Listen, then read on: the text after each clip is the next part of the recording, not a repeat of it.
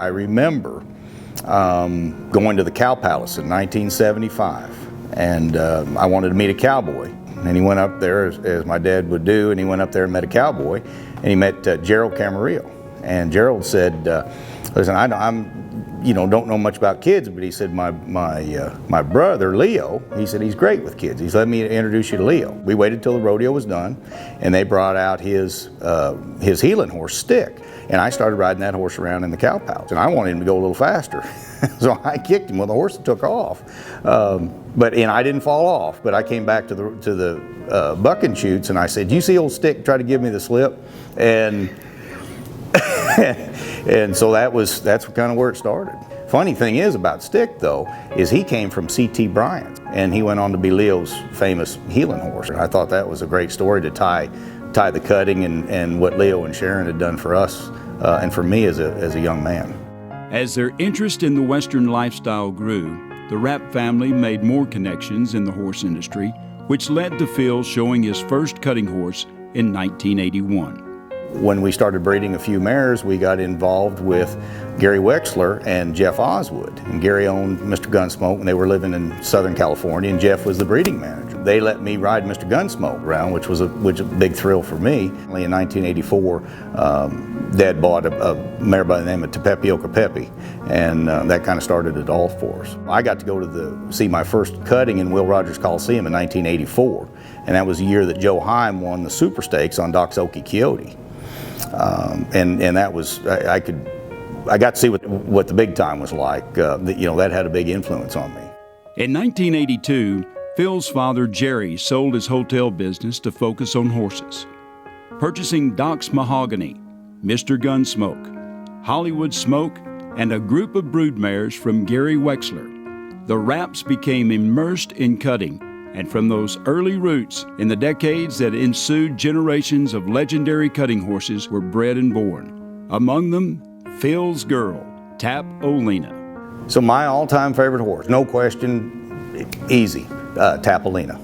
She is my girl. She made 36 finals, and I won I won 17 out of 35. Marianne showed her her last finals, and she made the 36th final, and she won that 18th one. But she was a special horse. I mean, she just, and I don't want to take a thing away from Don't Look Twice, obviously, and that's her granddaughter.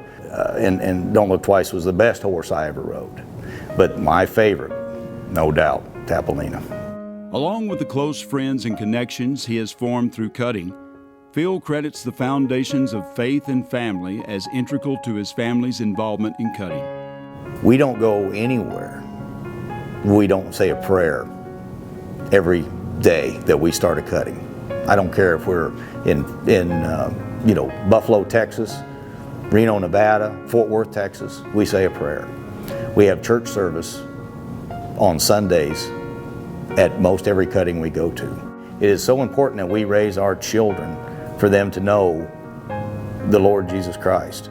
Phil cites numerous friends and mentors in his career, pointing to Nancy and Jerry Rapp, along with second father Clarence Tye, as extensions of God's hand on his life.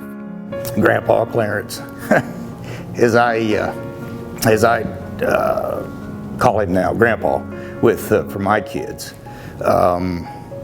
Clarence is a special individual. He died 12 years ago, going on 12 years ago, but he was just a tremendous influence. And I believe a dear friend of mine had referenced Clarence, and he said, Phil, you're going to have the distinction of losing two fathers. Most of us lose one, but he says, you're going to lose two fathers. And he's right. Where would I be without Clarence? He bestowed a lot on me, and a lot of who I am is because of Clarence. From $9 million rider to non-pro and Open Riders Hall of Fame, Phil has notched his place in cutting history.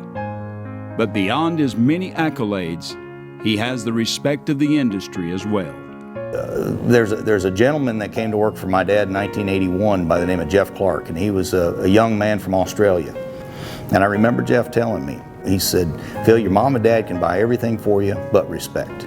He said, that you have to earn. And he called it earning your hat. And that motivated me my whole life. You know, the way I've tried to be a husband to Mary Ann, and the way I've tried to be a father to our children, and the way I've tried to be, you know, a custodian of the NCHA. And so I've worked hard, but that earning your hat, and I guess you could say now with the honor of this award, I guess you'd say I've earned my hat, which is extraordinarily humbling.